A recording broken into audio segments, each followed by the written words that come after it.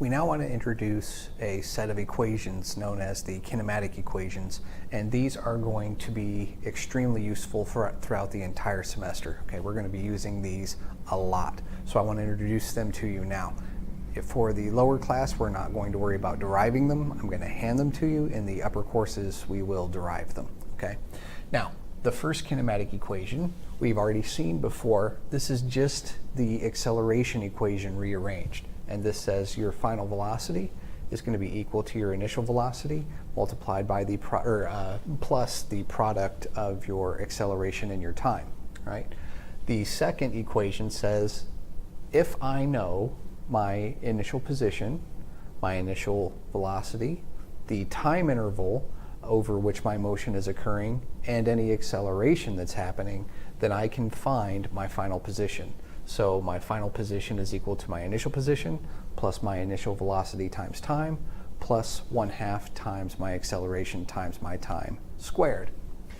And the last equation says that if I know my initial velocity and my acceleration and my change in position or my displacement, then I can find my final velocity. Okay, so my final velocity squared is equal to my initial velocity squared plus 2 times my acceleration multiplied by my displacement.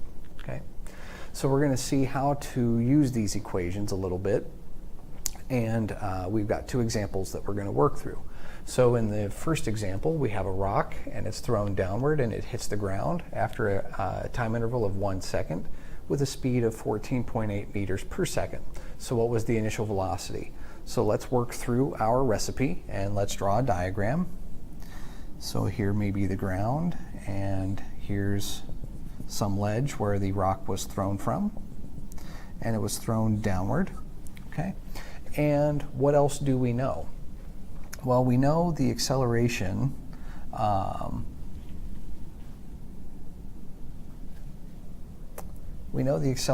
is going to be g, okay?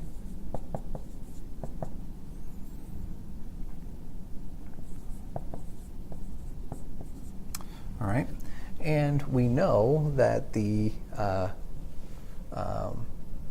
final speed that it hits the ground with is 14.8, and we know the time interval is 1.0 seconds. And what are we looking for? We want the initial velocity.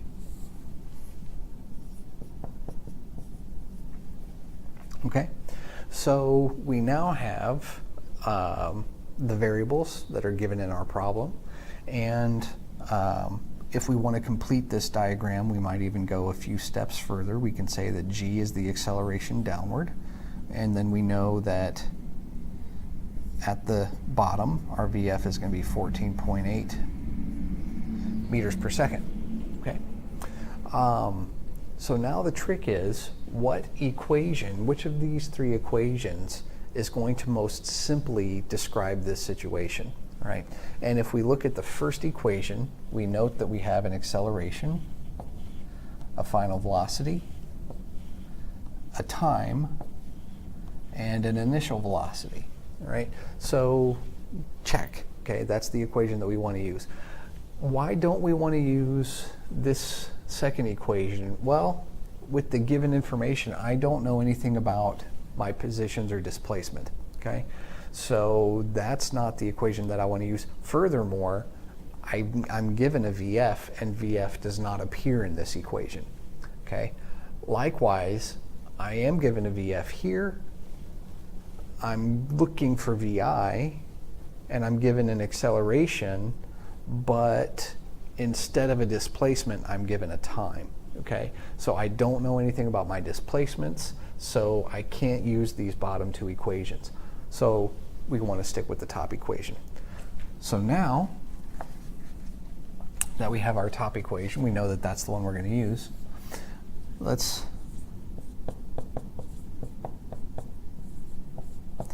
Okay, now there's one subtle point that I need to make here, okay? We haven't defined a coordinate system, and technically we should, so let's do that, all right?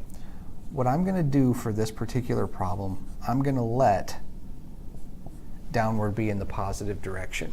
That's going to allow my acceleration to both be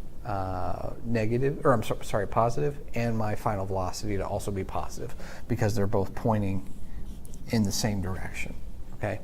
If I made upward my positive direction, then I would have to attach a negative sign here, and I would have to attach a negative sign there. Okay?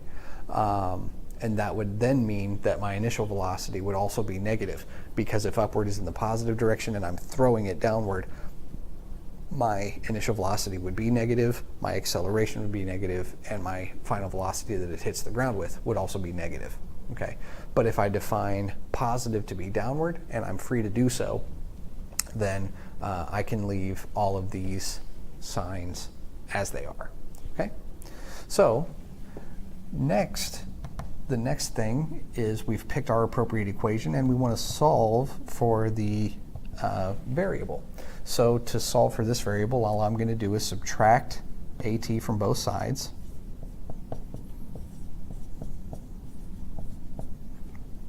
And now I'm at the point that I can plug in. So I'm going to take 14.8 meters per second minus 9.8 meters per second squared times 1.0 seconds. And this is going to be 14.8 minus 9.8 times 1, and my seconds are going to cancel out. 1 second here is going to cancel out with one of the seconds here, and I'm going to be left with meters per second. And my final result is 5 meters per second. So whoever threw this rock down threw it downward with an initial velocity of 5 meters per second. Okay? So hopefully that made sense. Now, let's look at this second example here. I'm going to erase this so we can use the room. All right? So suppose we have a car and it's traveling with an initial velocity of 5 meters per second, and it increases its speed at a rate of 3 meters per second squared for an interval of 2 seconds. And we want to know, A, what distance does the car cover in that amount of time, and B, what is its final speed. So let's draw our diagram, and we're going to say that the initial velocity was 5, and the final velocity, we don't know, right? That's one of the things we want to find out. We know the time interval,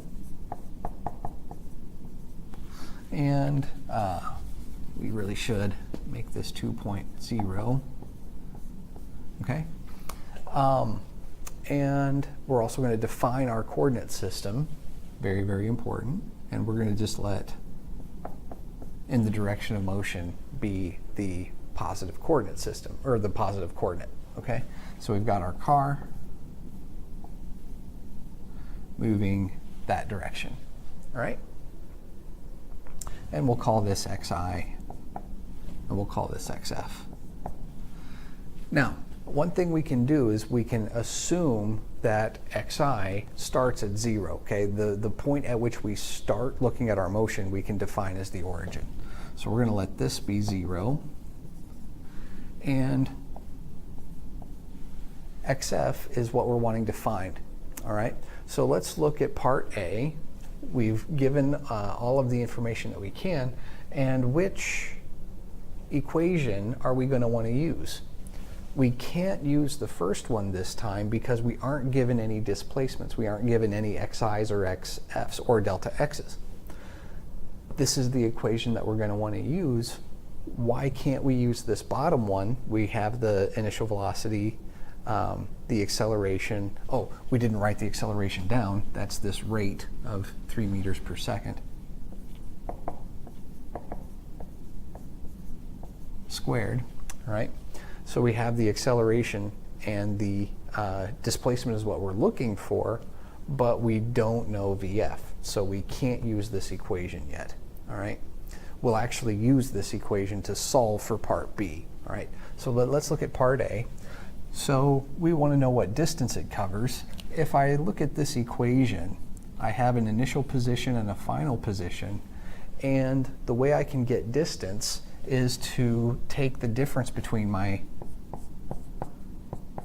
xf and xi. So if I subtract xi to this side, I get xf minus xi, which is just delta x. And that will leave delta x equaling VIT plus 1/2 AT squared. And so now I can plug everything in, and VI is 5 meters per second times my time interval of 2 seconds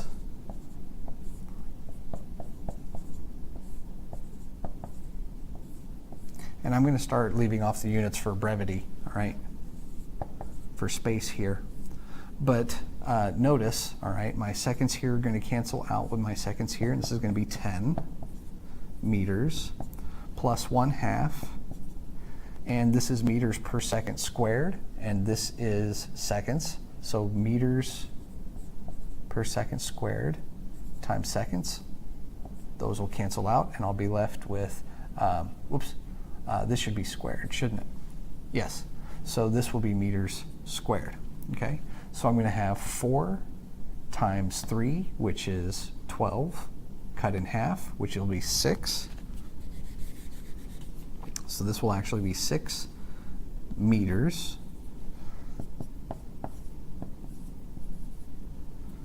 And I really should write it like that. So the car traveled a distance of 16 meters, okay? So now, what about part B?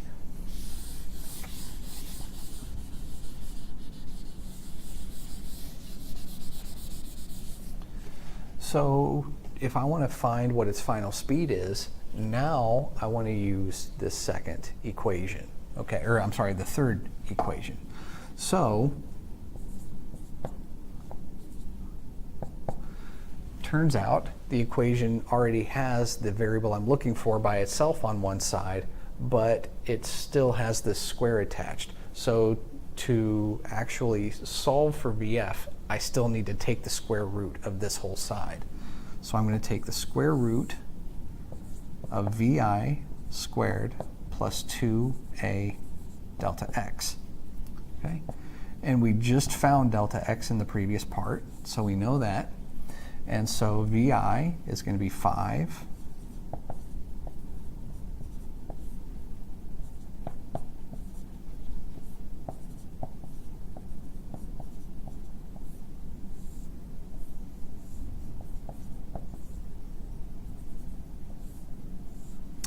Okay, so we've got this long nasty thing, and 5 squared is going to be 25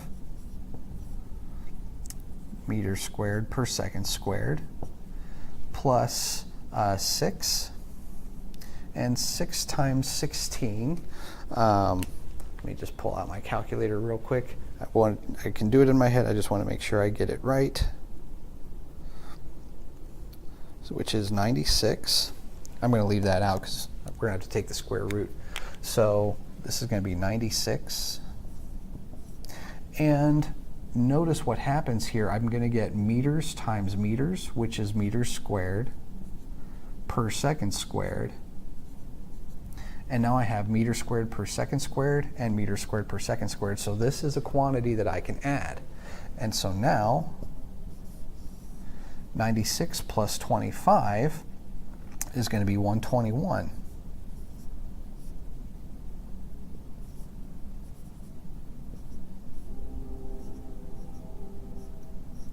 And so it turns out that my final velocity at the end of this time interval is going to be 11 meters per second. And notice my meters squared per second squared, whatever I do to my number here in terms of square rooting, I also have to do to the units. So meters squared per second squared also comes down to meters per second. Now, we did this one the convoluted way. All right, we did this one the convoluted way. We could have just as easily used this equation to find the final velocity, okay? And I'm going to leave you to work that out, but you would still get 11. But I did want to demonstrate how to use that equation, all right? So hopefully you found that enjoyable, and we will see you next time.